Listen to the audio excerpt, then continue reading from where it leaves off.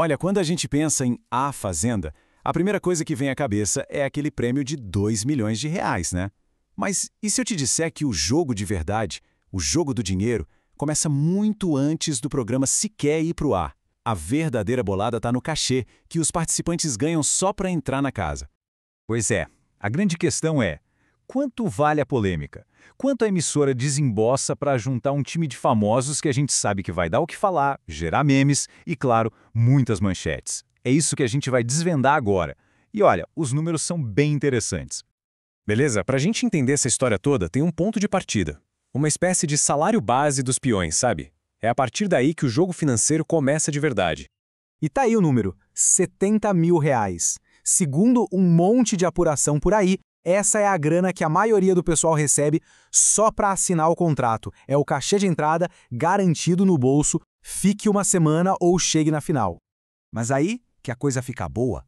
Esses 70 mil são tipo o piso da negociação. Porque, na real, o que manda mesmo é o tamanho da fama, o poder nas redes sociais e, claro, o potencial de causar, né?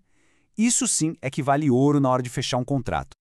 E é exatamente nesse ponto que a história ganha um tempero especial. Porque a gente tem a versão oficial, o que a direção do programa fala, e do outro lado, o que a imprensa especializada apurou nos bastidores. E as duas coisas não batem. O diretor do reality, o Rodrigo Carelli, veio a público e disse duas coisas. Primeiro, que o cachê desta edição é o maior da história de A Fazenda. E segundo, o ponto mais polêmico, que o valor é igualzinho para todo mundo, sem privilégios. Só que olha só essa contradição. A parte de ser o maior cachê da história, beleza, todo mundo concorda. Mas essa história de valor igual para todos, aí o negócio pega. A apuração da mídia diz o contrário. Quem tem mais nome, leva mais grana.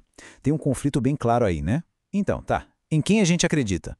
Para desvendar esse mistério, a gente precisa olhar para uma peça-chave no elenco. E é o que vamos fazer agora. E se você curte esse tipo de análise mais a fundo, já sabe, né? Se inscreve aí no canal Opa News BR para não perder os próximos vídeos. E essa peça-chave, essa estrela que muda todo o jogo, é a Gabi Spanik, a eterna usurpadora.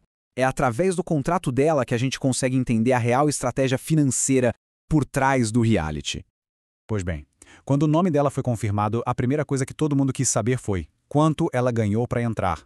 E os primeiros valores que vazaram na imprensa já eram, assim, absurdamente mais altos que o tal cachê base.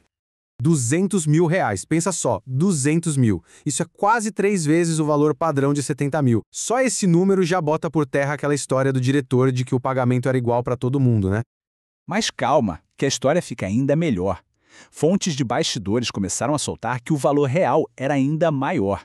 Era algo nunca antes visto na história do programa. Prepara o coração aí. E tá aí o número que chocou todo mundo, mais de R$ 500 mil. Meio milhão. Esse valor não só acaba de vez com a ideia de pagamento igual, como estabelece um recorde absoluto na história de A Fazenda.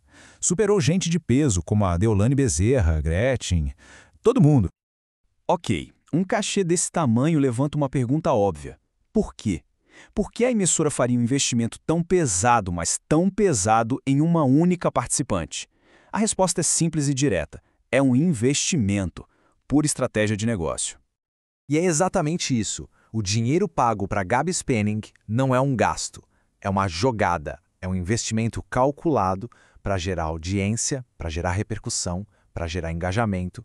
É dinheiro que a emissora espera que volte, multiplicado. E por que ela vale tanto? Bom, os motivos são vários. Ela tem aquele apelo nostálgico, tem um alcance internacional gigante e um potencial de viralizar nas redes sociais que é absurdo. Para quem anuncia no programa, para uma marca, ter um nome desses associado é simplesmente perfeito. E o retorno veio rápido, hein? Olha só esses dados. No dia da estreia do programa, as buscas no Google pelo nome dela explodiram, um aumento de 450%. Até a novela A Usurpadora voltou a bombar, com 230% a mais de buscas. Ou seja, o investimento começou a se pagar no minuto 1. Mas beleza, o cachê de entrada é só o começo da história. O fluxo de dinheiro para quem entra num reality como esse é bem maior. Vamos dar uma olhada no quadro geral.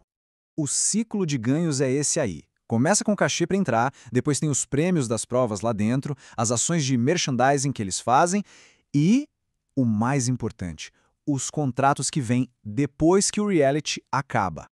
E essa é a grande sacada. Para muita gente ali, o prêmio real não é o cheque final, é a visibilidade, a exposição na TV, os milhões de seguidores que chegam, tudo isso se transforma em contratos de publicidade, em novas oportunidades que, no fim das contas, podem valer muito mais que os 2 milhões do prêmio. E tudo isso leva a gente para essa grande questão, né? No final do dia, quem sai ganhando mais nesse jogo todo? São os peões que colocam a própria imagem em jogo em troca de fama e dinheiro? Ou é a emissora que fatura alto com cada briga, cada meme, cada momento de polêmica? Fica a reflexão. Quero saber o que acham? Deixa a opinião aqui nos comentários e se curtiu essa análise dos bastidores de A Fazenda, já sabe. Se inscreve no canal Opa News BR para ter muito mais conteúdo assim. Valeu e até a próxima!